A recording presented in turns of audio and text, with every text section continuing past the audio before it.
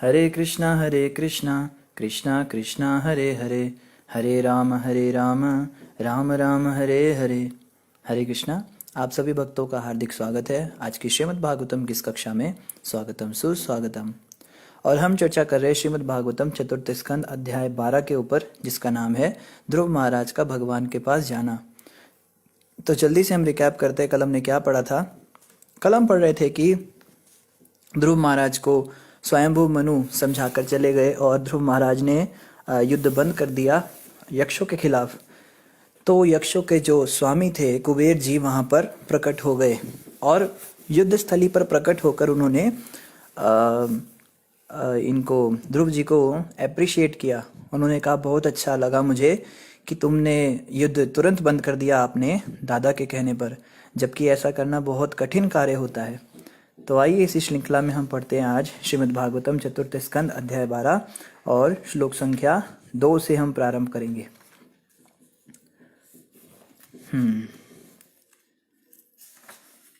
धनद उवाच। धनपति कुबेर ने कहा, हे निष्पाप क्षत्रिय पुत्र, मुझे यह जानकर अत्यधिक प्रसन्नता हुई कि अपने पितामह के आदेश से तुमने वैर भाव को त्याग दिया। यद्यपि इसे तज पाना बहुत कठिन होता है, मैं तुमसे अत्यधिक प्रसन्न हूँ। तो जैसा कि श्लोक के ऊपर हमने कल भी चर्चा की थी कि छोटी छोटी बातों को हमें अप्रिशिएट करना चाहिए। जनरली क्या होता है, हमारे घर परिवार के अंदर भी ऐसा होता है कि हम आपस में एक दूसरे की अच्छाइयों को देख नहीं पाते। कोई पत्नी बहुत सेवा करती है पति की, दिन रात अच्छे से खाना बनाती है उसके लिए। एक दिन उसके भोजन में नमक कम हो जाता है तो पति तुरंत बोलता है, तुम्हारे अंदर अकल नहीं है, तुमको नमक डालने का नहीं पता है, देखो कितना नमक डाल दिया, या तुमने आज नमक डाला ही नहीं। मतलब जब कमी होती है केवल तभी बोलता है। तो पत्नी सोचती है कि इनको तो बस खाली मेरी कमियां ही दिखती हैं, कल मैंने इतनी मेहनत से इतना परफेक्ट बनाया था, कल तो इन्होंने कोई तारीफ की नहीं। या फिर स्त्रियों के साथ भी ऐसा ही होता है, पति जो है बहुत सारा सामान खरीद के लाते हैं तो कहती है क्या बड़ा काम कर दिया आपने, उनको देखा है पड़ोसियों को, देखो पड़ोसन जो मेरी है उसके पति ने उसको ये सब ला के दिया, तुम क्या लेके आई हो मेरे लिए, ये छोटी सी चीज़ लेके आए हो, तुम्हें क्या लगा हैं, मैं क्या खुश हो जाऊंगी इससे। तो हम जो है बस खाली कमियां देखते हैं, नुक्स देखते हैं। जो व्यक्ति हमारे लिए कर रहा है, जो मेहनत कर रहा है, उसको हम देख नहीं पाते। ये बहुत बड़ी बीमारी हमारे अंदर लगी हुई है, इसको कहते हैं परापेक्षा। हम अपेक्षा करते हैं कि सामने वाला हमें बिल्कुल चांद तारे तोड़ के ला देगा, और फिर जो वो तोड़ के लाता है उससे हमारी संतुष्टि होती नहीं है। तो इसलिए हमें ध्यान रखना है कि छोटी छोटी बातों पे हमको अप्रिशिएट करना चाहिए। इससे सामने वाला व्यक्ति समझ पाता है कि हाँ ये मुझे समझते हैं, ये मुझे समझती है, इनको दिखता है कि मैंने मेहनत की। कई बार ऐसा होता है कि हमको दिखता ही नहीं है, कई बार क्या ज़्यादातर ऐसा ही होता है, कोई अच्छाई करता है तो हमको तो पता ही नहीं चलता उसके बारे में। भक्तों के जीवन में भी ऐसा होता है, भक्त लोग एक दूसरे की सेवा करते हैं, बहुत ध्यान रखते हैं, तब तक तो लगता है कि ये तो रोज़ का काम है। लेकिन जब वो नहीं रहते तब हमें उनकी कदर पता लगती है। कहते हैं ना कि किसी व्यक्ति की वास्तविक कदर तब पता लगती है जब वो हमसे दूर चला जाता है। जब तक तो हम घर पे रहते हैं तब तक माँ बाप हमारी बहुत अच्छे से सेवा कर रहे हैं, खाना पीना खिला रहे हैं, समय पे सब कर रहे हैं। जब बच्चा बाहर जाता है पढ़ने के लिए तब उसको पता चलता है कि माता पिता कितना कुछ करते थे। जब तक घर पे रहता है तब तक तो ध्यान ही नहीं देता उनके ऊपर, लेकिन दूर जाने के बाद उसको छोटी छोटी बातें समझ में आती हैं, देखो ये काम करते थे। तो इसको कहते हैं अप्रिशिएट करना। जब तक हमारे सामने वो हैं, हमारे साथ हैं, भक्त हैं, गुरु हैं, वैष्णव हैं, पति पत्नी हैं, कोई भी है, हमको उन्हें अप्रिशिएट करना चाहिए। तो यहाँ पे कुबेर जी ने, देखो कुबेर जी ये भी कह सकते थे कि तुमने मेरे सारे यक्षों की सेना बर्बाद कर दी, इतने लोगों को मार दिया, तुमने बहुत गलत किया ध्रुव। ऐसा नहीं कहा, उन्होंने आते ही कहा कि मुझे बहुत प्रसन्नता है कि तुमने तुरंत युद्ध बंद कर दिया और वैर भाव को समाप्त कर दिया, अपने क्रोध पर तुमने काबू किया। इससे एक और बात समझ में आती है कि क्रोध पर नियंत्रण करना बहुत बड़ी बात है। जो व्यक्ति अपने क्रोध को कंट्रोल कर लेता है उसको वास्तविक जितेंद्रिय माना जाए, क्योंकि क्रोध पर काबू कर पाना बहुत कठिन कार्य है, इतना आसान नहीं है जितना हमें सुनने में लग रहा है। हमारे दिमाग में तो यह आता है ना कि प्रभु जी क्या बड़ी बात है, क्रोध को तो मैं तुरंत रोक लूं, लेकिन मेरी बेइज्जती हो जाएगी ना, सामने वाले ने मुझे कुछ कहा और मैं उसको जवाब ना दूं, मैं सहन कर जाऊं तो 4 लोग क्या सोचेंगे। अरे 4 लोग जो सोचेंगे सोचेंगे, आप पहले चुप रहकर तो दिखाओ।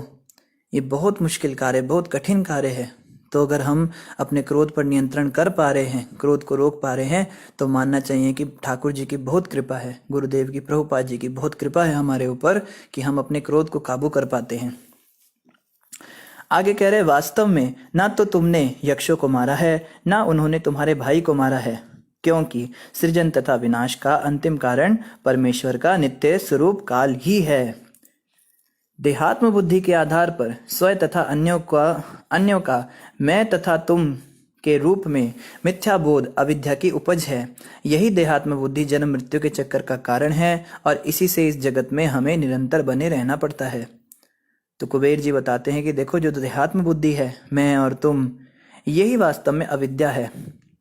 जब तक हमें लगता है कि तुमने मेरा नुकसान कर दिया, मैंने तुम पर एहसान कर दिया, तो ये मैं और तुम है कौन, पहले ये तो जानो। अगर तो मैं आप इस शरीर के लिए कह रहे हो, तो ये शरीर तो डेड बॉडी है, इस शरीर में कोई प्राण थोड़ना है, इसके अंदर जब तक आत्मा है तब तक ये चल रहा है, ये तो जड़ पदार्थ है, ये तो नॉन लिविंग थिंग है। तो कोई जड़ पदार्थ, डेड बॉडी किसी पे क्या एहसान कर सकता है बताइए? क्या कंप्यूटर, फ्रिज, गाड़ी, बंगला, ये किसी पे कुछ एहसान करते हैं? ये कुछ नहीं कर सकते। तो जब हमने मैं शरीर को संबोधित किया तो हम गलत साबित हो गए। अब आपको मैं का मतलब आत्मा है यहाँ पे, तो आत्मा किसी पे क्या परोपकार करेगी? आत्मा कुछ कर सकती है क्या? आत्मा तो सच्चिदानंद स्वरूप है। तो जब तुम भी आत्मा हो, मैं भी आत्मा हूं, तुम पहले ही प्रभु के इतने निकट हो, तुम प्रभु के स्वरूप हो, साक्षात तुम आनंद से भरे हुए हो, सत्य से भरे हुए, चित्त से भरे हुए हो, तो भला तुम पे मैं क्या उपकार कर दूंगा? जो पहले ही अरबपति है, उसको 10 रुपए देकर मैं उसको क्या एहसान करूंगा? देखिए, तो इसको कहते हैं अविद्या।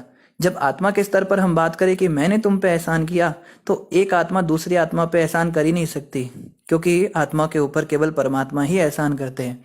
और जब हम शारीरिक रूप से कहते हैं कि मैंने तुम पे एहसान किया, तो शरीर तो डेड मैटर है। तो इसको क्या कहते हैं? ये बता रहे हैं कुबेर जी, ये मिथ्या बोध के रूप में अविद्या है, और यही देहात्म बुद्धि जन्म मरण के चक्कर में हमको फंसाती है। जो लोग जन्म मृत्यु के चक्कर में पड़े रहते हैं, उसका कारण यही है, मैं और तुम। हे ध्रुव, आगे आओ, ईश्वर तुम्हारा कल्याण करे। भगवान ही जो हमारी इंद्रियों की विचार शक्ति से परे हैं, समस्त जीवात्माओं के परमात्मा हैं। इसीलिए सभी जीवात्माएं बिना किसी अंतर के एक हैं। अतः तुम भगवान के दिव्य रूप की सेवा प्रारंभ करो, क्योंकि वे ही समस्त जीवों के अनंतिम आश्रय हैं। तो कुबेर जी कहते हैं, ध्रुव बेटा इधर आओ, तुम्हारा कल्याण हो। मैं तुमको आशीर्वाद देता हूं कि भगवान तुम्हारा कल्याण करे। और यहाँ पे कह रहे हैं कि भगवान ही हैं जो हमारी इंद्रियों की विचार शक्ति से परे हैं। भगवान को हम समझ नहीं सकते। मैंने प्रयास तो किया तुम्हें बताने का कि मैं और तुम, ये सब चीज़ें होती हैं, भगवान ही अंतिम कारण, मगर इस बात को भी तुम और मैं समझ नहीं पाएंगे, क्योंकि हमारी इंद्रियों की लिमिट जहाँ ख़त्म होती है, वहाँ से तो भगवान को समझने की लिमिट शुरू होती है।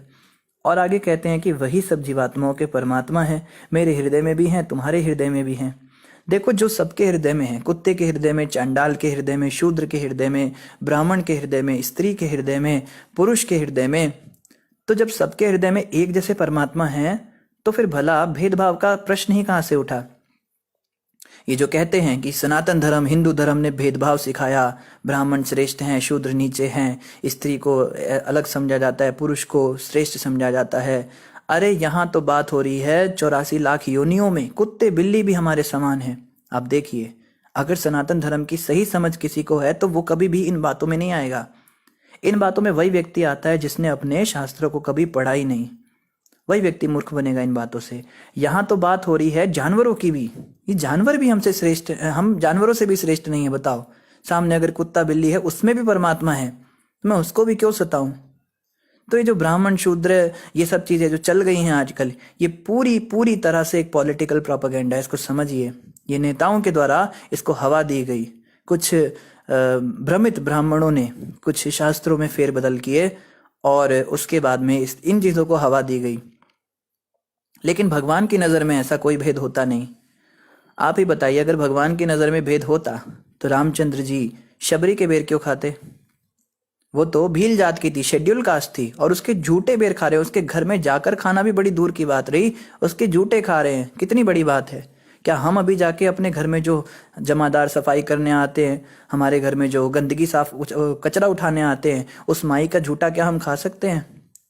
सृष्टि का स्वामी ये काम कर रहा है। देखो जरा, समझो इन बातों को कि हमें मूर्ख बनाया जा रहा है। हमारे शास्त्रों में कभी भी भेदभाव सिखाया ही नहीं गया, हम एकत्व के सिद्धांत पर चलते हैं। तो यहाँ पे कुबेर जी वही ज्ञान ध्रुव को भी दे रहे हैं, बेटा ध्रुव, सभी जीवात्माओं में कोई अंतर नहीं है। कोई कोई अपने कर्मों के अनुसार अलग अलग जन्म में आ गए, कोई अमीर हो गया, कोई गरीब हो गया, कोई काला हो गया, कोई गोरा हो गया, कोई स्त्री, कोई पुरुष, कोई चंडाल, कोई ब्राह्मण, जैसे जैसे जिसने कर्म किए, लेकिन आत्मा के रूप में सभी जो है एक समान है। और कह रहे हैं कि इसीलिए क्या करो, तुम भगवान की शरण लो, क्योंकि वही सब जीवात्माओं के अंतिम आश्रय हैं। भगवान के अतिरिक्त संसार में दूसरा कोई आश्रय है ही नहीं। अतः तुम अपने आप को भगवान की भक्ति में पूर्ण रूपेण प्रवृत्त करो, क्योंकि वे ही सांसारिक बंधन से हमें छुटकारा दिला सकते हैं।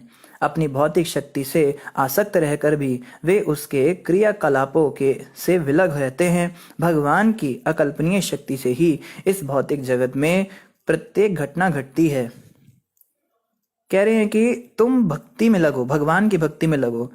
अब देखो, कोई व्यक्ति प्रश्न कर सकता है यहाँ पे कुबेर जी से कि कुबेर जी, आप कहते हो भक्ति में लगे, तो संसार कौन चलाएगा? जैसे एक व्यक्ति को हमने कहा कि आप ब्रह्मचारी बनिए, तो उसने तुरंत जवाब दिया, प्रभु जी अगर सब लोग ब्रह्मचारी बन गए तो सृष्टि कैसे आगे बढ़ेगी, बच्चे कैसे आगे पैदा होंगे? बड़ा अच्छा सवाल उसने पूछा। यही बात हम भी कह सकते हैं, सभी अगर भक्ति में लग जाएंगे तो फिर संसार कैसे चलेगा? ये इतनी बड़ी बड़ी कारखाने हैं, ये कैसे चलेंगे? ये सारे जो फैक्ट्रियां हैं, ये कैसे चलेंगी? सब लोग अगर जब करने में लग जाएंगे तो किसान अपना काम कैसे करेंगे, खेती बाड़ी कैसे होगी? तो कुबेर जी इस बात का बड़ा सुंदर जवाब दे रहे हैं। वो कह रहे हैं सब कुछ भगवान की अकल्पनीय शक्ति से होता है, तुम कौन हो करने वाले? सब करने वाले भगवान हैं। अभी देखो ना, आज ये सारी फैक्ट्रियां क्यों बंद हो गई? सब लोग इतने परेशान क्यों हो गए? सब घर में क्यों बैठ गए? एक छोटा सा कोरोना वायरस भगवान ने ऐसा छोड़ा, दिखा दिया अपनी शक्ति को कि जब तक मैं चाहता हूं तब तक ही तुम ये सब कर पा रहे हो, मेरी शक्ति से ये सब काम हो रहा है। और ये कितना, देखो, अदृश्य जीव है, देख भी नहीं सकते हम इसको। ये तो मतलब मजाक किया भगवान ने। बहुत बड़ा कोई भीम का राक्षस भेजते हमें मारने के लिए तो अलग बात थी, ये अदृश्य छोटा सा जीव, इसके क्या साइज है? और इस छोटे से साइज के जीव ने बड़े बड़े कारखाने बंद करवा दिए। यहां से समझ में आता है कि सब कुछ करने वाले भगवान हैं, हम करने वाले कोई नहीं है। तो अगर हम भगवान की भक्ति में लगेंगे तो उल्टा ये संसार और अच्छे से चलेगा, सृष्टि और अच्छे से चलेगी। अब देख ही रहे हैं, जब से ये कारखाने सब बंद हुए हैं, जमुना का जल शुद्ध हो गया, गंगा का जल पीने लायक हो गया, बताइए, वातावरण इतना शुद्ध हो गया। अभी हम सुन रहे थे कि जलंधर से ये हिमालय पर्वत दिखने लगे, जो कभी दिखते ही नहीं थे, क्योंकि बीच रास्ते में इतना सारा प्रदूषण था। दिल्ली जैसी सबसे प्रदूषित जगह शुद्ध हो गई, वहां का वायुमंडल शुद्ध हो गया। तो जब हम लोग अपने कार्यकलाप, जो पाप कर्म करते हैं, इसको बंद करेंगे, तब तो सृष्टि भगवान और अच्छे से चलाते हैं। और हम कहते हैं कि भक्ति करने से क्या होगा, संसार कैसे चलेगा? संसार बहुत अच्छी तरह चलेगा अगर हम अपने मैंपन को छोड़ देंगे। और वर्णाश्रम धर्म के तहत तो हमें यही सिखाया जाता है, सब कार्यकलाप हमें भगवान के साथ करने चाहिए मिलकर। भगवत गीता में तो कृष्ण यहाँ तक कहते हैं, जो व्यक्ति अपने कर्मों, अपने मेहनत से, कर्म से जो फल पाता है उसको स्वयं भोगता है, वो व्यक्ति चोर है। मनुष्य को कर्म करने चाहिए यज्ञ के रूप में, और उसका कुछ भाग देवताओं को देना चाहिए। देखो, जब देवताओं को, इसे यज्ञ चक्र कहते हैं, जब हम देवताओं के लिए यज्ञ करते हैं तो हम उनको कृतज्ञता प्रकट करते हैं, आपकी बड़ी कृपा रही। सूर्य जो है वो हमारे बाप की जहांगीर नहीं है, सूर्य भगवान ने हमें दिया है। सूर्य लोक पे जो सूर्य देव हैं वो हमें किरणें दे रहे हैं, वायु देव हमें वायु दे रहे हैं, वरुण देव हमें जल दे रहे हैं, इंद्र देव हमें वर्षा दे रहे हैं, बिजली जो है वो हमको बिजली दे रहे हैं, सब समान। अग्नि जो है वो अग्नि देव दे रहे हैं, पृथ्वी माता सब खाने पीने का सामान दे रही है, रहने की जगह दे रही है, हमको पनाह दे रही हैं। ये सारे देवी देवता हम पे हर रोज इतने सारे एहसान कर रहे हैं, और हम लोग कभी सोचते भी नहीं है कि हम पे कोई एहसान भी हो रहा है। और हम कहते हैं यज्ञ चक्र की क्या आवश्यकता, यज्ञ क्यों करना है? खाओ पियो मजा करो, क्या करना है यज्ञ करके भगवान को मान के? तो देवी देवताओं ने तो कभी डिमांड की नहीं कि तुमने यज्ञ किया नहीं तो तुमको देना बंद कर देते हैं, ये उनकी महानता है। लेकिन भगवान कृष्ण कहते हैं वो व्यक्ति चोर है जो देवी देवताओं के द्वारा दी गई वस्तुओं से उसको इकट्ठा करके जो पैसा बनाता है, अभी कोई फैक्ट्री चलाओ, कुछ भी चलाओ, तो सामान जो रॉ मटेरियल आता है वो तो पहाड़ों से ही लाते हो ना, वो तो वसुंधरा पृथ्वी से ही लाते हो ना, खनिज पदार्थ जो चलाते हो अग्नि से ही चलाते हो ना। तो इन देवी देवताओं के द्वारा दी गई वस्तुओं से जो हम सामान इकट्ठा करते हैं उसका स्वयं भोग करते हैं। हम सोचते हैं जितना अन्न होगा ये मैं खाऊंगा, ये जितना बढ़िया घर बना है इसमें मैं रहूंगा, यहाँ पे जितना पैसा मैंने कमाया सारे पैसे का मैं भोग करूंगा, मैं इसका आनंद लूंगा, तो वो व्यक्ति चोर कहलाता है। तो हमें क्या करना चाहिए, जब यज्ञ के अंदर हम आहुति देते हैं, आहुति के रूप में अनाज अन्न डालते हैं, देसी घी डालते हैं, उसकी आहुतियां देते हैं, तो देवी देवताओं के पास उनके भाग जाते हैं, उनको हम एक धन्यवाद करते हैं। ऐसा नहीं है कि हम उनका ऋण चुका देंगे, उन्होंने जितना हमें दिया है वो तो कभी हम उन्हें लौटा ही नहीं सकते, पर फिर भी एक कृतज्ञता की भावना होती है, एक टोकन ऑफ लव होता है, थैंक यू वेरी मच आपने इतना दिया। तो ये यज्ञ चक्र होता है। फिर जब हम यज्ञ करते हैं देवी देवताओं का, तो वो भी प्रसन्न होते हैं कि चलो हम अपने बच्चों को कुछ दे रहे हैं तो बच्चे भी हमारे साथ रेसिप्रोकेट कर रहे हैं, वो भी हमारे साथ आदान प्रदान कर रहे हैं। तो ये जो है इस तरह से देवी देवता और खुश होते हैं और वो हमें और ज़्यादा संपन्न करते हैं। लक्ष्मी जी हमें धन से संपन्न करती हैं, सरस्वती हमें विद्या से संपन्न करती हैं, कुबेर जी भी हमें धन धान्य से संपन्न करते हैं, भगवान विष्णु अपनी भक्ति से संपन्न करते हैं। इस प्रकार तन भी सुखी और मन भी सुखी, ये होता है भक्ति करने से। इन मूर्खों को जाके बताओ जो तुम नास्तिक बने हुए हो, तुम देवी देवताओं को नाराज कर रहे हो, और जो देवी देवताओं को नाराज करेगा वो कैसे सुखी रह सकता है। हो सकता है तुम्हारे पूर्वकृत कर्म के अनुसार तुमको कुछ आज मिल जाए, कुछ फल मिल जाए, कुछ खाने पीने का अच्छा सामान मिल जाए, बढ़िया कुल मिल जाए, मान सम्मान मिल जाए, अच्छा घर मिल जाए, लेकिन ये बहुत जल्दी समाप्त होने वाला है।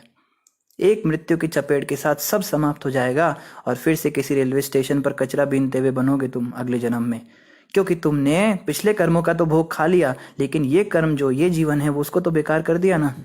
इसमें तो तुमने देवी देवताओं का आवाहन किया नहीं। तो जो व्यक्ति स्वयं सारे फलों का भोग करना चाहता है और देवी देवताओं को कुछ नहीं देना चाहता, वो व्यक्ति चोर तो है ही और उसको सजा भी मिलती है। फिर आगे भगवान कृष्ण अर्जुन को ये भी कहते हैं कि अर्जुन, जो मेरी भक्ति में लग जाता है उसको ये सब करने की आवश्यकता नहीं। यस्मिन तुष्टे जगत तुष्टम, कोई व्यक्ति अगर कृष्ण भगवान को तुष्ट कर लेता है तो सारी सृष्टि तुष्ट हो जाती है। जैसे हमने देखा कि द्रौपदी माता के पास जब दुर्वासा ऋषि आ गए थे तो वो परेशान हो गए कि 10,000 शिष्य दुर्वासा के, उन्हें कौन खिलाएगा। तो प्रभु भगवान श्री कृष्ण ने एक चावल का दाना खाया और तृप्त हो गए, और जब प्रभु तृप्त हुए तो 10,000 के 10,000 शिष्य सब डकारे लेने लगे। तो भगवान कृष्ण को जब हम तुष्ट करते हैं तो सब तुष्ट हो जाते हैं, लेकिन ये केवल फॉर्मूला भगवान कृष्ण के साथ ही अप्लाई होता है और किसी के साथ हम इसको अप्लाई कर नहीं सकते। भगवान हरि, भगवान विष्णु, इनके साथ ये अप्लाई होगा। अगर हम भगवान पूर्ण पुरुषोत्तम भगवान को संतुष्ट करते हैं, धूप दीप नैवेद्य अर्घ आदि से उनका पूजा सेवा करते हैं, तो फिर सारे देवी देवताओं की पूजा हो जाती है, ऐसा मानना चाहिए। लेकिन जो व्यक्ति ऐसा नहीं करता वो व्यक्ति जो है वो चोर है, और आज भले ही वो सुखी लग रहा है पर बहुत जल्दी उसके जीवन में बहुत घनघोर। हे महाराज उत्तानपाद के पुत्र ध्रुव महाराज, हमने सुना है कि तुम कमलनाभ भगवान की दिव्य प्रेम भक्ति में निरंतर लगे रहते हो, अतः तुम हमसे समस्त आशीर्वाद लेने के पात्र हो। अतः बिना हिचक के जो तुम वर मांगना चाहो मांग सकते हो। देखो, कहाँ तो ध्रुव ने सोचा होगा कि ये जो कुबेर जी हैं ये आकर मुझे दंड देंगे, और कहाँ कुबेर कहते हैं कि मैं तुमको आशीर्वाद देना चाहता हूँ, तुम वरदान मांगो। क्योंकि कुबेर जी जानते हैं कि उनके सामने जो व्यक्ति खड़ा है ये कोई छोटा मोटा व्यक्ति नहीं है। भले ही हम स्वर्ग के देवता हैं और ये एक मनुष्य है, ये मृत्यु लोक का जीव है, लेकिन इसने वो काम कर दिखाया जो बड़े बड़े देवता भी नहीं कर पाते।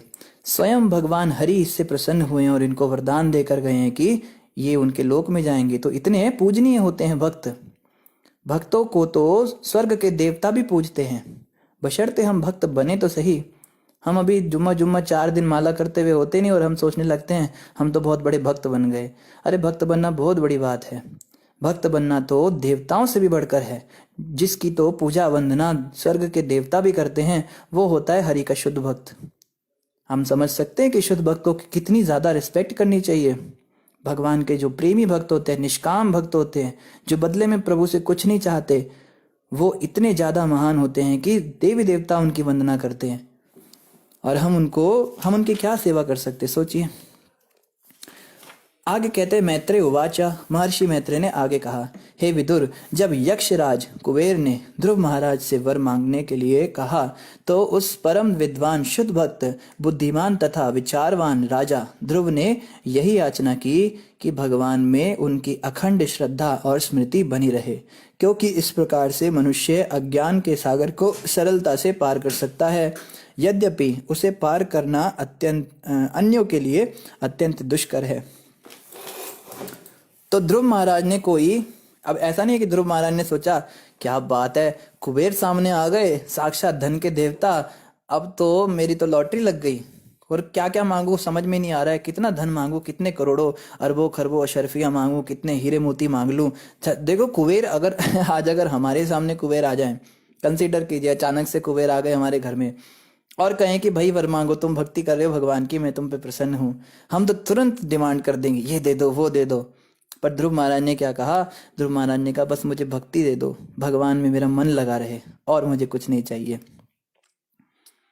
इडविडा के पुत्र कुबेर अत्यंत प्रसन्न हुए और उन्होंने प्रसन्नता पूर्वक ध्रुव महाराज को मनचाहा वरदान दिया। तत्पश्चात वे ध्रुव को देखते देखते से अंतर्ध्यान हो गए और ध्रुव महाराज अपनी राजधानी वापस चले गए। तो जो कुबेर जी थे बड़े खुश हुए कि देखो ध्रुव जो है, इससे जैसे मैंने एक्सपेक्ट किया था इसने बिल्कुल वैसा ही वरदान मांगा। तो भक्तों को ना कई बार हमें जीवन में बहुत सारे प्रलोभन मिलते हैं, भक्ति करने से बहुत सारे प्रलोभन मिलते हैं। भक्ति करने से हो सकता है कभी हम बड़े फेमस हो जाएं, हमारे बहुत सारे शिष्य बन जाएं, बहुत सारे फॉलोवर्स आ जाएं। भक्ति करने से हो सकता है हमारे पास बड़ा सारा पैसा आ जाए, और भक्ति करने से हो सकता है हमें बड़ा ज्ञान आ जाए, बड़े शास्त्रों का हमें गूढ़ रहस्य समझ में आ जाए। ऐसे में दिमाग खराब होना बहुत ज़्यादा कॉमन है, बड़ा आसान है, मन विचलित हो जाता है भक्तों का। जैसे भक्ति करते करते अचानक से बड़ी सुंदर पत्नी से शादी हो गई, भगवान ने कृपा कर दी, या फिर बहुत बड़ा मकान दुकान बन गया, कोई फैक्ट्री खुल गई, बहुत अच्छे से हमारा धंधा ने संपन्न हो गया, तुरंत हम उसको लपक के स्वीकार करते हैं। मैंने देखा है, मेरे जीवन में कई बार भगवान ने बड़ी कृपा की है। बिना पढ़ाई किए एग्ज़ाम में फर्स्ट आ जाएंगे, बिना मेहनत किए हमारे काम बन जाएंगे, और बहुत बड़े बड़े प्रोजेक्ट्स जो लोगों से नहीं होते वो हमसे पता नहीं कैसे हो जाएंगे। बिना सीखे हमको गाना आ जाएगा, बजाना आ जाएगा, नाचना आ जाएगा, कथा करना आ जाएगा। ये सब कुछ हमें भगवान की कृपा से, भक्ति रानी की कृपा से मिलता है। लेकिन अगर हम इसको स्वीकार करके भगवान को ही पीछे छोड़ दें, जब के समय पे भी हम बस खाली यही सोच रहे हैं कौन सा शास्त्र पढूं और ज्ञान अर्जित कर लूं और लोगों को कथा सुनाऊंगा और अच्छे से समझाऊंगा ताकि मेरी जय जयकार हो जाएगी, वहीं पे हम फंस जाते हैं। लेकिन ध्रुव जैसे जो शुद्ध भक्त हैं ये इन चीज़ों से विचलित नहीं होते। तो हमें ध्रुव जी से शिक्षा लेनी है कि भक्ति के बदले में हमें जो भी मिले हमें स्वीकार नहीं करना, हमें भक्ति को बेचना नहीं है। भगवान की भक्ति बहुत मुश्किल से मिलती है, और एक तो 84 लाख योनियों में मनुष्य जन्म इतना मुश्किल है, बहुत बहुत दुर्लभ है। उसमें भी मनुष्य जन्म में कृष्ण भक्ति मिल जाए ये तो और भी दुर्लभ है। ऐसे दुर्लभ प्रेम रतन धन को खोकर हम सांसारिक विषयों को जो है अपनाएं। जैसे एक भजन में एक आचार्य ठाकुर कहते हैं, गोरा पहू ना भजिया मैनू, गोरा पहू ना भजिया मैनू, प्रेम रताना धना हेलाए हराइनु, अपना कराम दोषे अपनी डूबीनु, गोरा पहू ना भजिया मैनू, सतसंग छाड़ी कोइनु असते विलासा, ते कारण लागे लोजे कर्म बंध फांस, गोरा पहू ना भजिया मैनू। तो वो वैष्णव कहते हैं, हे गौरांग महाप्रभु, गोरा पहूं आपके चरणों का तो ना भजिया मैनू, मैंने तो भजन ही नहीं किया। मनुष्य जन्म को पाकर भी मैंने महाप्रभु के चरणों की स्तुति नहीं की, उनका पूजन नहीं किया। फिर क्या कहते हैं, मैंने क्या किया, स्वयं ही इस प्रेम रतन को गवा दिया। प्रेम रतन धन हिलाए हराइनु, इसको मैं हार गया। ये प्रेम रतन मुझे मिलने का मौका मिला था, भक्ति में आगे मेरे बढ़ने का मौका मिला था, लेकिन मैंने इसको गवा दिया। और आपन कर्म दोषे आपनी डूबीनु, अगर मैं डूबा हूं इस संसार में तो इसमें मैं किसी का दोष नहीं लगाता। ये मेरी पत्नी ने मुझे बेकार कर दिया, मेरे पति ने बेकार कर दिया, मेरे बच्चों के कारण ऐसा हो गया, माँ बाप के कारण ऐसा हो गया, या मेरे पास मेरे को शरीर में कुछ बीमारी हो गई, उसकी वजह से मेरा भजन नहीं हो पाया।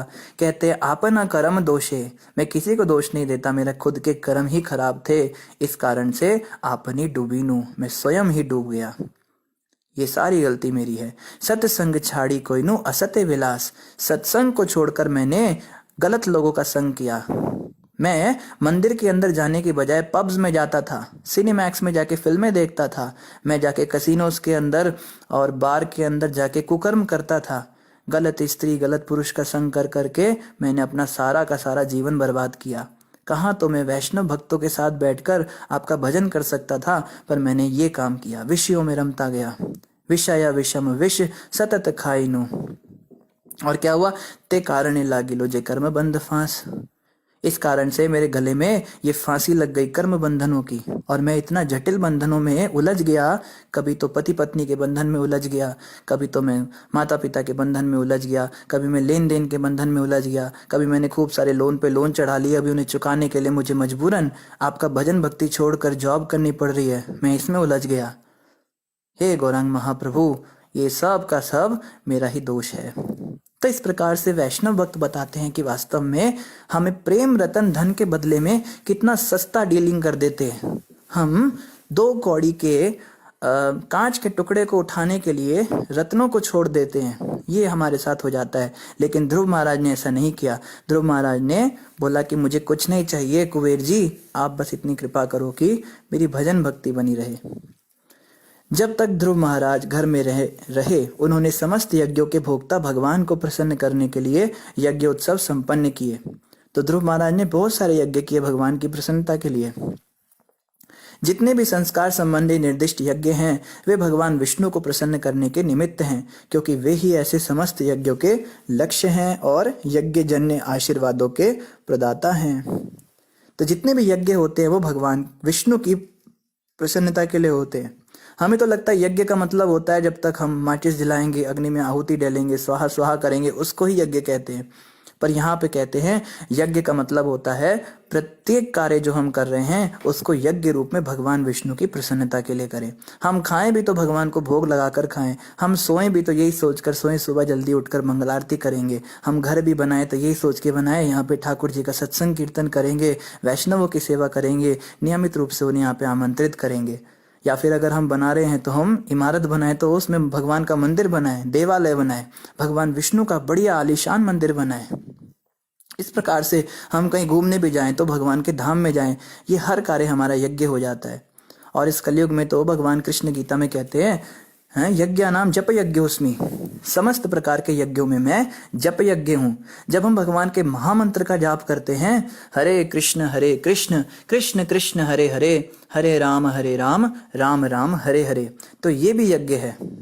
ये नहीं सोचना कि केवल अग्नि के सामने यज्ञ होता है, ये महामंत्र का जाप करना भी यज्ञ है। और इस कलयुग के अंदर इस यज्ञ की संस्तुति की गई है। तो जैसे ध्रुव महाराज ने जीवन भर यज्ञ किए, हमें भी जीवन भर इस महामंत्र का अभ्यास करना पड़ेगा। कोई कहता है प्रभु जी इतना क्या, दिन भर माला ही करते रहते हो, आप लोग का तो कुछ काम ही नहीं है, जब देखो आपके हाथ में माला ही घूमती रहती है। अरे संसार में कितने सारे काम करने होते हैं, क्या इतना क्या आप ड्रामा करते हो, इतना दिखावा क्या करते हो। अरे हम भी भगवान को पूछते हैं लेकिन हम मन में भगवान को बसाते हैं। मेरे तन में भी राम, मेरे मन में भी राम, रोम रोम में राम समाये। तो भाई पूछो तेरे रोम रोम में अगर राम समाये हुए हैं तो तू बाहर जाके गालियां क्यों देती है दूसरी औरतों को। घर में जाके तुम अपना खाना पीना बनाते हो, तुम सारे उल्टे सीधी चीजें खा लेते हो, कुत्ते को घुमाने के लिए ले जाते हो और बाद में बड़ी बड़ी बातें करते हो और दिखाते हो मेरा कुत्ता तुम्हारे कुत्ते से ज्यादा महंगा है, और उसके अभिमान में तुम चूर रहते हो। दुनिया भर की साज सामग्री तुम्हें चाहिए, बढ़िया बढ़िया कपड़े पहनने हैं, बढ़िया बढ़िया चीजें खानी है, बड़े बड़े रेस्टोरेंट्स में तुमको जाना है। तो अगर तेरे तन मन रोम रोम में राम ही समाये हैं तो तुम राम का भजन छोड़कर ये कहाँ फंस जाती हो बार बार। फिर वो कहेंगे हैं, फिर उनका मुंह बंद हो जाता है। तो समझने की बात है। जो बड़ी बड़ी बातें करने वाले लोग होते हैं, जब क्या करते हो, क्यों ये माला करके धोखा दे रहे हो दुनिया को, इन लोगों को जाके बताओ ये यज्ञ है। हमारे जीवन का, मनुष्य जीवन का जो अंतिम लक्षण है वो है भगवान कृष्ण की प्राप्ति। भगवान कृष्ण की प्राप्ति तब होगी जब अंत समय पे हमारे मुख से भगवान का नाम निकलेगा। और भगवान कृष्ण का नाम अंत समय पे मुंह से निकलना बहुत मुश्किल है। इसके लिए हम पूरे जीवन भर अभ्यास करते हैं। हमने जीवन भर जो कार्य किया होगा अंत समय पे वही याद आता है। एक व्यक्ति अमेरिका के अंदर था, उसके बारे में हमने पढ़ा नहीं, औरत थी वो, और उस स्त्री ने क्या किया, जब वो मर रही थी तो मरते मरते अपनी पता नहीं 20 मिलियन डॉलर की 20 मिलियन मतलब जितने भी डॉलर्स थे उसकी सारी संपत्ति कुत्ते के नाम कर गई अपने, ये सब मेरे कुत्ते को दे। जबकि उसके बच्चे भी उसकी सेवा करते थे। उसने अपने किसी परिवार के व्यक्ति को नहीं दिया, कुत्ते को दे गई। जीवन भर उसने कुत्ते का स्मरण किया, कुत्ते के साथ रही, अंत समय पे कुत्ते को सब कुछ देकर गई। तो अगले जन्म में क्या बनेगी? उसी कुत्ते के घर में पैदा हो जाएगी, कुत्ती बन जाएगी। तो जैसा हम कर्म करेंगे जीवन भर वैसा ही हमें अगला जन्म मिलेगा। तो जब हम जीवन भर अभ्यास करेंगे इस हरिनाम जप का, इस महामंत्र के जप का, तभी तो अंत समय पे ये भगवान का नाम मुख से निकलेगा, तभी तो उनकी प्राप्ति होगी। इसके लिए हमें रोज जप करना है, ये नहीं कभी कभी कर लिया। प्रभु जी आप कितनी माला करते हो? हाँ प्रभु जी कभी कभी कर लेता हूँ, जब समय मिलता है मुझे, जब समय नहीं मिलता तो नहीं भी करते हैं। तो ये चलेगा नहीं, रोज करना है। रोज का काम रोज, रोज खाते हैं, रोज सोते हैं, तो रोज जप भी करना है। और इस भजन से, इस जप के सिमरन से, और इस संख्या में करना है। कई लोग तो इतने महान होते हैं, उनको बोलो आप कितनी माला करते हो? प्रभु जी बस हम गिनते नहीं है माला को। भगवान का नाम, प्रभु का नाम भी गिन गिन के ले। अरे वो जो सब कुछ खुला दे रहा है, खुला आसमान है, खुला जल है, खुला अन्न है, सब कुछ खुल्लम खुल्ला दे रहा है, तो उसका नाम भी हम खुला ही लेते हैं। तो उसको पूछो भाई कितना खुला करते हो तुम, कितना खुला लेते हो उसका नाम? हाँ कभी आधा घंटा, कभी 15 मिनट, कभी कभी तो बस प्रभु को सच्चे दिल से मैं बस एक पल के लिए याद कर लेता हूँ ना, बस वही मैं सोचता हूँ मेरा सबसे बड़ा समय होता है दिन का। तो ऐसे जो खुल्लम खुल्ला वाले लोग होते हैं इनको पूछो भाई जब तू किसी की पेमेंट लेता है, पैसे लेता है, तो वो भी खुला ही रख लेता होगा। चल भाई तूने इतने पैसे दिए, रख लिए, कुछ उसको दिए तो खुले खल्ले रख दिए। कितनी बार गिनता है? कम से कम 10 बार नोटों को गिनता है, और थूक लगा लगा के गिनता है। सोचता है दो तीन बार गिनने से उसकी संतुष्टि नहीं होती। जब तुम्हारी सैलरी मिलती है तो एक एक नोट को तुम इतनी बार गिनते हो, सोचते हो कि ज्यादा बार गिनने से बढ़ जाएंगे नोट। तब कैसे कि तुम गिनती करते हो? वहां क्यों नहीं खुल्लम खुल्ला करते हो? प्रभु का नाम बिल्कुल गिन के लेना चाहिए, क्योंकि ये नाम ही तो है जिसको गिनना है। यही तो अमृत मोती हैं। पैसे क्या हैं इसके आगे? पैसे तो आज हैं कल चले जाएंगे, पर ये प्रभु का नाम ही तो है जो हमारे जीवन, हमारी जमा पूंजी है, ये हमारे एटर्नल क्रेडिट है। यही तो हमारे अकाउंट में जा रहा है। इसको बिल्कुल गिनना चाहिए, और गिनती करके ये भी संकल्प करना चाहिए कि कल मैं इससे ज्यादा नाम लूंगा। जो खुल्लम खुल्ला कर रहा है उसका कोई हिसाब किताब ही नहीं होता, कभी कर लिया कभी नहीं किया। ये सब मन की उपज है, ये बहानेबाजी होती है, इसको समझना है। मन के हिसाब से नहीं चलना हमें। मन इस तरह की दलीलें देगा हमको, पर इस मन को समझाने, मन जब तेरे को पैसे मिलते हैं तब तो तू गिनती करता है, नाम में क्यों गिनती नहीं करता है? बिल्कुल मैं गिनवाऊंगा तुझसे, एक एक प्रभु का नाम गिनवाऊंगा। और आज तूने 2 माला की, कल तूने 4 माला करनी है, परसों 6 माला करनी है। नीचे तो जाना ही नहीं है, ऊपर ऊपर जाना है। भजन में ऊपर ऊपर जाया जाता है। जो जितनी माला करते हैं उससे कम तो करना ही नहीं अगले दिन। इसलिए हमें प्रभु का नाम गिन गिन के लेना होता है। इसीलिए हम जप करते हैं माला के ऊपर, माला पे हम गिनती करते हैं, और हम दिन भर उसको करने का प्रयास करते हैं। तो यही काम जो है ध्रुव महाराज ने किया, यही कार्य हमें भी करना चाहिए। ध्रुव महाराज निर्बाध बल के साथ हर वस्तु के आगार परमेश्वर की भक्ति करने लगे। भक्ति करते हुए उन्हें ऐसा दिखता मानो प्रत्येक वस्तु भगवान में ही स्थित है, और वे समस्त जीवात्माओं में स्थित हैं। भगवान अच्युत कहलाते हैं क्योंकि वे कभी कभी अपने भक्तों को सुरक्षा प्रदान करने के मूल कर्तव्य से चूकते नहीं हैं। तो यहाँ बता रहे हैं कि भक्ति करते करते ध्रुव महाराज को ऐसा अभ्यास हो गया। देखो जो कहते हैं ना कि भक्ति की सिद्धि क्या है, प्रभु जी कैसे पता लगेगा कि हम शुद्ध भक्त बन चुके हैं? कई लोग कहते हैं हम भक्ति में सही जा रहे हैं, गलत जा रहे हैं, इसकी कैसे पहचान होगी? क्योंकि पता नहीं चलता ना। हमें तो लगता है हम बहुत सही काम कर रहे हैं, पर हम कर रहे होते बिल्कुल क्याओस मचा रहे होते हैं, तहस नहस कर रहे होते सब जगह। तो ये लक्षण है जो ध्रुव महाराज को दिखा।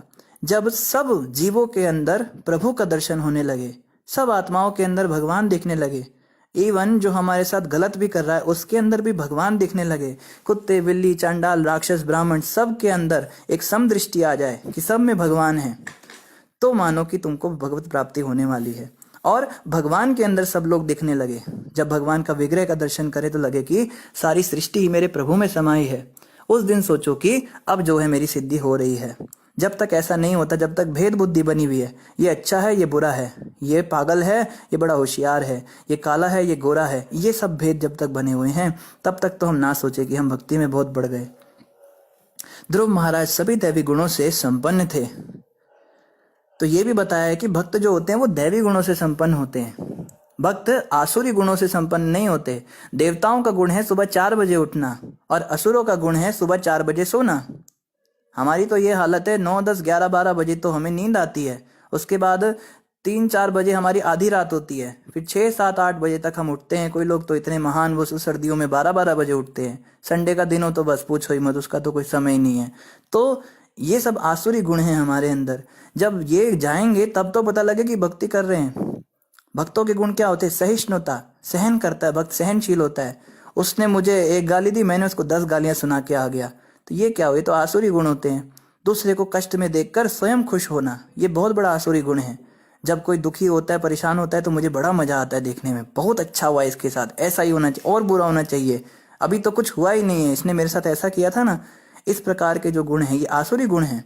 या फिर कोई बहुत खुश हो तो उसको देख के दुखी होना कि हाँ बड़ा बन रहा है, देखो बड़ा इसके काम हो गए, देखो समय बदलते देर नहीं लगती, बहुत जल्दी बर्बाद हो जाएगा ये, है ना। आज बड़ी हंस रही है ये, इतनी बढ़िया साड़ी इसने पहन रखी है, मुझसे महंगी साड़ी पहनकर आ गई, भगवान इसको देख रहा है, समय के साथ देखना ऐसा भी दिन आएगा फटे हुए कपड़े पहन के घूमेगी ये। तो ये जब तक हमारे हृदय के अंदर भावनाएं हैं तब तक हम कैसे कह सकते हैं कि हम भक्त हैं? हम लोग अभी दैवी गुणों से ही संपन्न नहीं हुए। लेकिन ध्रुव महाराज के अंदर ये सारे दैवी गुण थे। एक देवताओं को सबसे बढ़िया गुण क्या होता है? बांट के खाना। जो भी आता है वो मिल बांट के खाते हैं। हम तो लकीरें खींच लेते हैं। नक्शे में देखो, ये लकीर के अंदर इतनी जमीन मेरी है, उतनी जमीन तुम्हारी है, ये इंडिया है, वो पाकिस्तान है, वो चाइना है, वो तिब्बत है, यहाँ से वहां जाओगे तो लड़ाई हो जाएगी। देवता इस तरह से नहीं करते। कोई अगर उनके पास शरण लेने आता है तो उसको शरण देते हैं। हम तो 4 दीवारी के अंदर किसी को घुसने नहीं देते। कोई हमारा पुराना दोस्त आ जाए, मित्र आ जाए तो इतना ज्यादा हमारे अंदर अहंकार हो जाता है, मेरे घर में बड़ा बोझ लगने लगता है। अतिथि सत्कार करना तो अब किताबों में रह गया। अतिथि देवो भव हमारे बच्चों को पढ़ाया जाता है, कभी हुआ करता था। भारत एक ऐसा देश था जहाँ पे अतिथियों को तो भगवान समझा जाता था। आज हमको अतिथि कोई घर में आ जाए, कोई बुआ मामी मौसी आ जाए, पहले तो उसको फोन करना पड़ता है, मैं आ रही हूँ, अच्छा ठीक है आ जाओ, मना तो कर नहीं सकते, फोन तुमने कर दिया तो आ ही जाओ, उसको बताना पड़ता है, नहीं तो गुस्सा हो जाते लोग, अचानक से कहाँ से आपका प्रोग्राम बना। और देखो दरवाजे पे ही होती है अभी वो, जो भी घर में आते हैं मेहमान, दरवाजे पे उनको पूछते हैं कि आपका रिटर्न टिकट कब का है, वापस कब जाएंगे, आप कितने दिनों के लिए आए हैं जरा ये बताइए। ये हमारी हालत हो चुकी है। ये सब आसुरी गुण हैं। पर भक्तों में दैवी गुण आने चाहिए, विकसित होने चाहिए। ये अगर विकसित नहीं हो रहे तो समझ लीजिए कि कहीं तो कमी है, कहीं तो गड़बड़ है, भक्ति अभी हो नहीं रही है, अभी कुछ और ही हो रहा है, मनोरंजन हो रहा है अभी। वे भगवान के भक्तों के प्रति अत्यंत श्रद्धालु थे, दीनों तथा निर्दोषों के प्रति दयालु एवं धर्म की रक्षा करने वाले थे।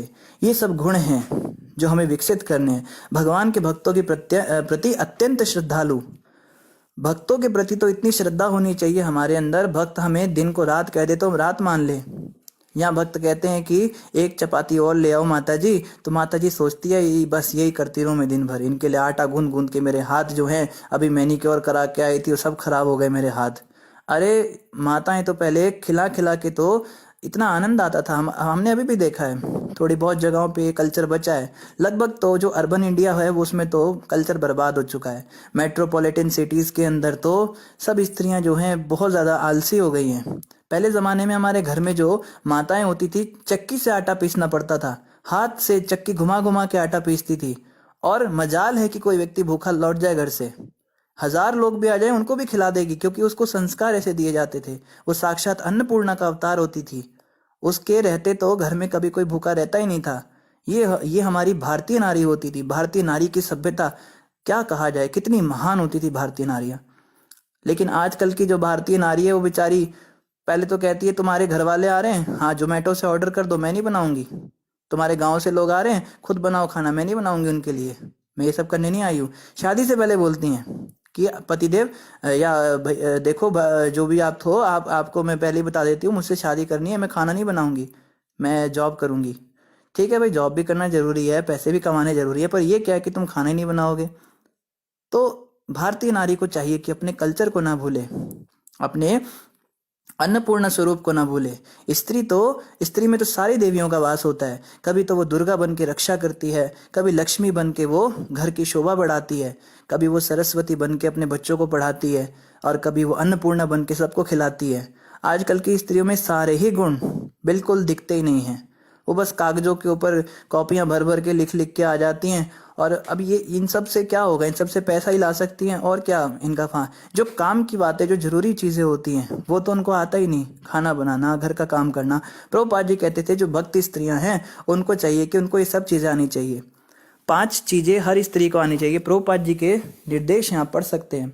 प्रभुपाद जी कहते हैं हमारे वैष्णव कल्चर में जो स्त्रियां होती हैं, वैष्णवी होती हैं, उन्हें एक तो ठाकुर जी के लिए भोग बनाना आना चाहिए, दूसरा उन्हें बच्चों का लालन पालन करना आना चाहिए, तीसरा उन्हें दूध में से मक्खन निकालना आना चाहिए, चौथा उन्हें अपनी पति की सेवा करना आना चाहिए, पति के प्रति चरित्रवान होना चाहिए, और पांचवा उनको ये आना चाहिए, एक और चीज़ थी, घर के काम करने आने चाहिए। तो जैसे एक हमारे इस्कॉन में भक्ति विकास महाराज हैं, वो अपनी सारी शिष्याओं को कहते हैं मैं चाहता हूँ आप सब अपनी लड़कियों को एक ट्रेनिंग दो। क्या ट्रेनिंग दो? उनको बीएससी कराओ। तो कहते हैं महाराज बीएससी तो उसके इंटरेस्ट पे, कहते नहीं, बीएससी का मतलब नहीं समझे क्या? बीएससी मतलब बैचलर ऑफ सब्जी चपाती। उनको सब्जी चपाती बनाना आना चाहिए, बहुत अच्छा बढ़िया बढ़िया भोग बनाना आना चाहिए भगवान ठाकुर जी के लिए।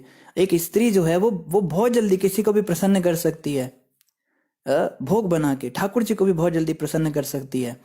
तो इस प्रकार से स्त्री हो या पुरुष हो, सबको ही सब कुछ आना चाहिए, लेकिन कुछ चीजें ऐसी हैं जो स्त्रियों को तो आनी ही चाहिए। तो ध्रुव महाराज के अंदर ये सारे गुण थे। और क्या थे वे? एक तो वैष्णवों के प्रति श्रद्धालु थे, दीनों तथा निर्दोषों के प्रति दयालु थे। जो दीनहीन लोग होते हैं, निर्दोष लोग होते हैं संसार में, जो बेचारे परेशान होते हैं, उनके प्रति हमारे हृदय में दया होनी चाहिए। अगर हमारे हृदय में दया ही नहीं, पत्थर दिल हम लेके बैठे हैं, तो कहाँ हम भक्ति कर रहे हैं? हमारे सामने कोई भक्त बीमार पड़ा कर्रा रहा है, रो रहा है, और हम अपना जप कर रहे हैं, मेरा जप नहीं पूरा हुआ, तो क्या जप कर रहे हो तुम? हमारे सामने हमारा कोई गुरु भाई है, वो बड़ा परेशान है, उसके जीवन में कुछ समस्या चल रही है, उसको कोई आर्थिक संकट आ गया, और हम अपनी आंख बंद करके बैठे हैं, अपने आप झेलेगा, अपने कर्म देखेगा, उसने कर्म किए थे खराब, और हम मजे से अपने घर में बैठे हैं और एसी और कूलर की हवा खा रहे हैं, तो कहाँ हमारा भजन होगा, कहाँ हम सुखी होंगे? तो दया होनी चाहिए हृदय में, और धर्म की रक्षा करने वाला होना चाहिए। धर्म की हमें रक्षा करनी चाहिए। आज तो हम स्वयं ही अपने धर्म की सारी मर्यादाओं का उल्लंघन कर जाते हैं, कहाँ हम धर्म की रक्षा करेंगे? इन गुणों के कारण वे समस्त नागरिकों के पिता तुल्य समझे जाते थे। तो ऐसे जो गुण विकसित कर लेगा भाई, उसको तो सब अपना पिता ही समझेंगे। कोई स्त्री, कोई माता अगर ऐसे गुण विकसित कर लेगी, तो सब उसको माँ की नज़र से देखेंगे, सब उसका आश्रय लेंगे, सब उससे बहुत प्यार से बात करेंगे, सब उसका वेलकम करेंगे, उसके साथ बहुत इज्जत से बात करेंगे। आजकल जो ये झगड़े फसाद इतने ज़्यादा घरों में होते हैं, तो ये इसका एक कारण ये भी है। अब मान लो पति पत्नी से झगड़ा करेगा, तो उसको पता है इससे झगड़ा करने के बाद खाने को कुछ मिलेगा नहीं, तो वो घबराएगा, वो झगड़ा नहीं करेगा अपनी पत्नी से, चुपचाप सुनेगा उसकी बात। लेकिन अब उसको पता है कि पत्नी को खाना बनाना तो आता ही नहीं है, तो ये क्या क्या उखाड़ लेगी मेरा, तो खूब झगड़ा कर सकता है। तो ये भी एक फ़ायदा है कि हमारे पास कुछ तो होना चाहिए जिसके दम पे हम, हाँ आजकल ये है जॉब करती है भाई, चली जाएगी तो पैसे कहाँ से मिलेंगे, इसलिए भी आदमी लोग चुप रहते हैं, मगर वास्तव में जो है ये सारे गुण भी आने चाहिए। ध्रुव महाराज ने इस लोक पर 36,000 वर्षों तक राज्य किया। उन्होंने पुण्यों को भोग द्वारा और अशुभ फलों को तपस्या द्वारा क्षीण बनाया। तो 36,000 वर्ष तक राज्य हुआ, और पुण्यों को भोग द्वारा और अशुभ फलों को तपस्या द्वारा खत्म किया। हमारे जो पुण्य और पाप हैं, इनको हमें समाप्त करना होगा, तभी भगवान के पास जाएंगे। पुण्य के बदले में हमें भोग मिलेगा, और जो अशुभ फल हैं, जो हमारे पाप कर्म है, उसके बदले में हमें तपस्या मिलेगी। तो भक्तों को घबराना नहीं चाहिए। कहा है ना, सुख में भूलो नहीं, दुख में रो नहीं। हमें नहीं, दुख में भूलो नहीं, सुख में फूलो नहीं। हमको क्या चाहिए? जब दुख आए हमारे जीवन में, उसको सहन करना चाहिए, तपस्या करनी चाहिए। और जब सुख आए तो उसको, उस समय हमें भगवान को भूलना नहीं चाहिए। इस प्रकार से जब हम सुख और दुख के ये सारी चीजें काट देते, कर्मों को काट देते हैं, तो हम पूरी तरह से भगवत धाम जाने के लिए तैयार हो जाते हैं। इस प्रकार आत्मसंयमी महापुरुष ध्रुव महाराज ने 3 प्रकार के सांसारिक कार्यों धर्म, अर्थ तथा काम को ठीक तरह से अनेक अनेक वर्षों तक संपन्न किया। तत्पश्चात उन्होंने अपने पुत्र को राज सिंहासन सौंप दिया। श्रील ध्रुव महाराज को अनुभव हो गया कि यह दृश्य जगत जीवात्माओं को स्वप्न अथवा माया जाल के समान मोहग्रस्त करता रहता है, क्योंकि यह परमेश्वर की बहिरंगा शक्ति माया की सृष्टि है। तो ध्रुव महाराज ने समय रहते अपने बेटे को राज्य दे दिया और वो अपना राज्य छोड़कर चले गए, और उनको अनुभव हो गया कि ये सारा संसार जो है ये माया जाल है। अंत में ध्रुव महाराज ने सारी पृथ्वी पर फैले और महासागरों से घिरे अपने राज्य को त्याग दिया। ये त्यागना बहुत जरूरी है। देखो, घर आपको प्रभु जी आप तो जबरदस्ती कर रहे हो, बूढ़ा व्यक्ति कहाँ जाएगा, आप संन्यास लेने के लिए कह रहे हो, घर बार संसार इतना मेहनत से बनाया, क्यों छोड़ दे इसको। तो देखो भाई, ऐसे नहीं छोड़ोगे तो वैसे छोड़ोगे। जब यमदूत हमारे सामने अंत समय पे आएंगे तब भी छोड़ना ही पड़ेगा। अंत समय पे तो जबरदस्ती सब छुड़वा लिया जाएगा ना। हम ये थोड़ा ना कह सकते यमदूतों को, भाई यमदूतों थोड़ा समय दे दो, मुझे थोड़ा और भोग करने दो, तुमको करोड़ों रुपए दे दूंगा। यमदूत कहेंगे करोड़ों अरबों रुपए दे दो, यहाँ पे कुछ नहीं चलेगा, यहाँ पे कोई पहुंच नहीं चलेगी तुम्हारी, चलो तुम्हें 1 सेकंड भी नहीं मिलेगा। तो जब यमदूत हमसे जबरदस्ती सारा संसार छुड़वाएंगे तो हमें नरक जाना पड़ेगा। और अगर हम समय रहते स्वयं ही सारे संसार को छोड़कर, आसक्ति छोड़कर अंत समय पे हम भगवान के भजन में लगेंगे तो हमको भगवत प्राप्ति हो जाएगी। छोड़ना तो जरूरी है, छोड़ना तो पड़ेगा। अपने से छोड़ेंगे तो भगवान मिलेंगे, जबरदस्ती छुड़वाया जाएगा तो फिर शैतान मिलेंगे। अब ये हमारे ऊपर है ना। कई लोग माला नहीं करते, जप नहीं करते, बुढ़ापे में कहते हैं कि क्या जप करना है, कुछ नहीं होता है, सर्व स्वर्ग नरक की तरह है। ऐसा नहीं है, समझिए इस बात को। अंत समय बहुत तेजी से आ रहा है, मेरा भी, आपका भी, सबका। कब मृत्यु आ जाए कुछ नहीं पता चलता। अंत समय पे भगवान का स्मरण हो पाए ना हो पाए उसकी भी कोई गारंटी नहीं है। इसीलिए हमें आज से ही लग जाना है, भजन में और दृढ़ हो जाना है। ये मनोरंजन, ये एंटरटेनमेंट छोड़ना पड़ेगा। भक्ति के नाम पे भी एंटरटेनमेंट चलता है, उछल कूद चलती है, मजाकबाजी चलती है, जोक्स बनते हैं आजकल, हरे कृष्णा जोक्स आते हैं बहुत सारे। ये भी ठीक है थोड़ा बहुत, लेकिन गंभीर बनना है, हमको सीरियस बनना है भक्ति में। और आगे यहाँ पे क्या कहा जा रहा है, इस प्रकार से अंत में ध्रुव महाराज ने सारी पृथ्वी पर फैले और महासागरों से घिरे अपने राज्य को त्याग दिया। उन्होंने अपने शरीर, पत्नी और संतानों, मित्र, सेना, समृद्ध कोश, सुख कर, महलों तथा विनोद स्थलों को माया की सृष्टि मान लिया। इस तरह वे कालक्रम में हिमालय पर्वत पर स्थित बद्रिक आश्रम में वन में चले गए। तो ध्रुव महाराज समय रहते संन्यास लेकर घर छोड़कर चले गए। ये बहुत जरूरी है कि समय रहते कोई व्यक्ति घर संसार छोड़ के चला जाए, नहीं तो अंत समय बहुत बुरा होता है। तो ये जो सन्यास का जो ये कॉन्सेप्ट है, ये सनातन धर्म में शुरू से ही था। हमें याद है हमारे शरीर